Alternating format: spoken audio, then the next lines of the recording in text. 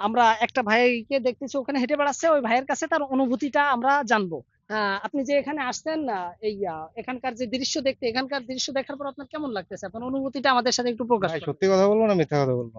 সত্য বলতে ভাই এখানে তো আর মনের সুখে আসি নাই, বাড়িতে প্রচুর অশান্তি, বউ খুব ডিস্টার্ব করে, মনের কষ্টে ভাই এই বনে জঙ্গলে আসছি মশার কামড় খাইতে। হ্যালো এভরিওয়ান, আসসালামু আলাইকুম। This is Maruf Hussain and welcome back to my negative world. তো ভিউয়ার্স, আজকে আমরা যাচ্ছি মল্লিকপুর বটতলা, যেটা এশিয়া মহাদেশের ভিতরে সব থেকে বিখ্যাত একটা বটগাছ। যে বটগাছটার দর্শনে আজকে আমরা যাচ্ছি, এর আগে কখনো দেখা হয়নি। তো আমরা এখন আছি কাজী নজরুল ইসলাম কলেজের সামনে, যে ব্রিজটা আছে, সুন্দর সুসজ্জিত একটা ব্রিজ। ব্রিজটার বর্তমান ব্রিজের কাজ হচ্ছে, এখানে ডবল ব্রিজ হবে। তো আমরা এখন আছি কাজী নজরুল ইসলাম কলেজের সামনেই। তো আমরা এখন রওনা দিচ্ছি এবং আমরা যাচ্ছি আমাদের আজকের গন্তব্য মল্লিকপুর বটতলা। তো ভিউয়ার্স, আমরা এখন আছি কাজী নজরুল ইসলাম কলেজ, যশোর 7 মাইল, বাড়িনগর হৈবতপুর। কাজী নজরুল ইসলাম কলেজের গেট এটা। তো আমরা আল্লাহর নাম নিয়ে রওনা দিচ্ছি। সুবহানাল্লাযী সাখখারা লানা হাযা ওয়া মা কুন্না লাহু মুকরিনিন ওয়া ইন্না ইলা রাব্বিনা লামুনকালিবুন। তো আমাদের যশোর জেলার রোডঘাটের অবস্থা মোটামুটি খুবই উন্নত, আপনারা দেখতে পারতেছেন। জায়গায় জায়গায় ভালো আছে, আবার জায়গায় জায়গায় মোটামুটি রাস্তার সাথে যুদ্ধ জিহাদ করা লাগে। তো আমরা সেটাই করতে করতে আমরা আমাদের গন্তব্যে পৌঁছে যাব, কোনো সমস্যা নেই। তো প্রকৃতির প্রতি প্রেম থেকে আজকে আমরা যাচ্ছি প্রকৃতির নিদারুণ আর এক খেলা, যেটা এশিয়া মহাদেশের ভিতরে সর্ববৃহৎ বটগাছ হিসেবে পরিচিত মল্লিকপুর বটতলা।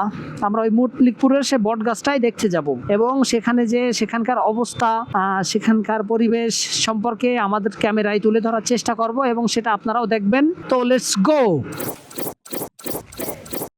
তো ভিউয়ার্স, আমরা এখন চলে আসছি, আপনারা পিছনে যেটা দেখতে পাচ্ছেন, এটি এশিয়া মহাদেশের প্রাচীন ও অন্যতম বৃহত্তম বটবৃক্ষ। এটা কালীগঞ্জের বেথুলি গ্রামে অবস্থিত এবং 250 থেকে 300 বছর আগে স্থানীয় একটি দেওয়ালে এটির মূলটা হয়েছিল। পরবর্তীতে এটি প্রায় 45টি ভিন্ন ভিন্ন গাছে রূপান্তর হয়ে যায়।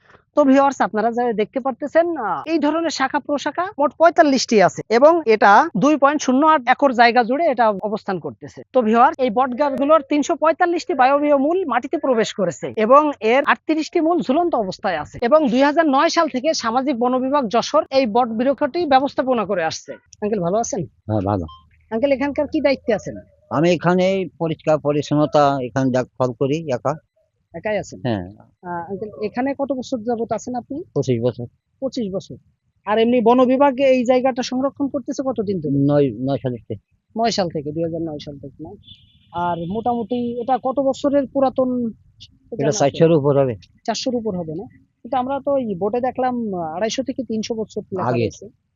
মানে ওই এটা অনুমানিক, ওটা তো আনুমানিক না? হ্যাঁ, ওটা তার মানে মেন জায়গাটা হচ্ছে এই মাঝখানে একটা এক জায়গা, এটা হচ্ছে মেন জায়গা। এটা হচ্ছে দ্বিতীয় মোতার থেকে কটা গাছ, তৃতীয় মোতার থেকে একটা গাছ, চতুর্থ গাছ 19টা নাই, ওই গাছের গাছ 19টা নাই। 19টা নাই? আর 5 নম্বর গাছ আছে আপনার এই পাঁচিল পারে সব জুয়া লাগানো।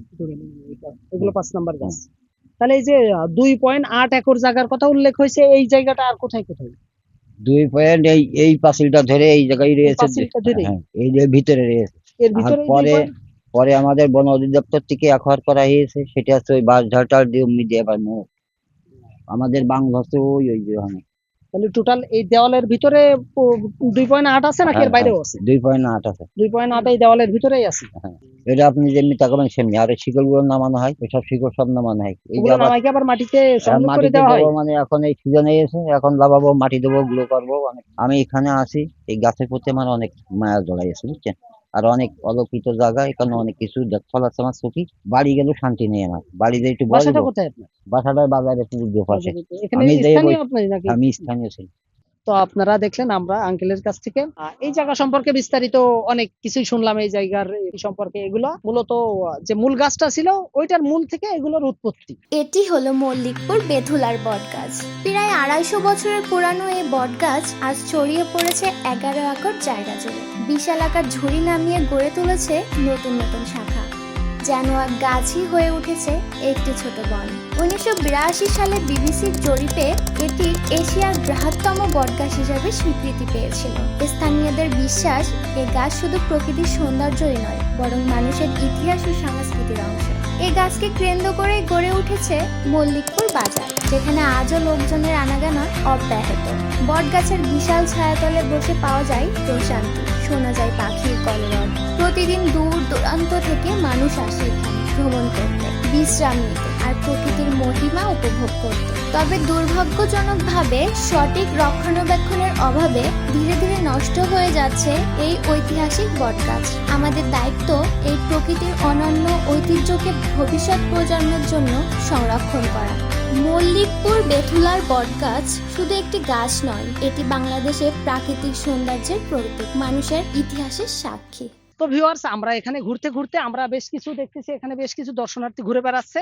আমরা একটা ভাইকে দেখতেছি ওখানে হেঁটে বেড়াচ্ছে, ওই ভাইয়ের কাছে তার অনুভূতিটা আমরা জানবো, এখানে ঘুরতে আসে তার কেমন লাগছে। আসসালামু আলাইকুম ভাই, ভালো আছেন? ওয়ালাইকুম আসসালাম ভাই, ভালো আছি। আপনি ভালো ভাইয়ের আছেন? নাম? আমার নাম আশা। আমি মোহাম্মদ মারুফ হোসেন, আমি আসছি যশোর থেকে। আপনার এই আমিও এখানকার, তো যশোর থেকে আসছি। আপনি যশোর থেকে আসছেন? তো নাইস টু মিটিং ইউ, শুনে ভালো হ্যাঁ, লাগলো। আমিও nice to তো, meet you। আপনি যে এখানে আসছেন এই এখানকার যে দৃশ্য দেখতে, এখানকার দৃশ্য দেখার পর আপনার কেমন লাগতেছে? আপনার অনুভূতিটা আমাদের সাথে একটু প্রকাশ ভাই করুন। সত্যি কথা বলবো না মিথ্যা কথা বলবো?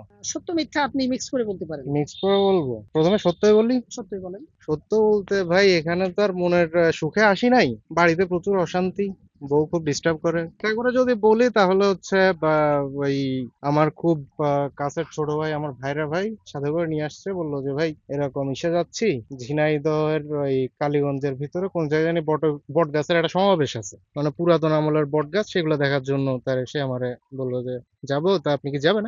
ঠিক আছে চলো যাই, বাড়িতে তো এমনিই অশান্তি, একটু মন ভালো করে আসি। মানে এর সত্য মিথ্যা মিক্স করে যদি বলতে বলেন, এই হচ্ছে আমার সেই সত্য মিথ্যা মিক্স। তাহলে এখানে এসে যে মশার কামড় খাওয়ার যে ইচ্ছা ছিল, সেই ইচ্ছা কি আপনার পূরণ হয়েছে?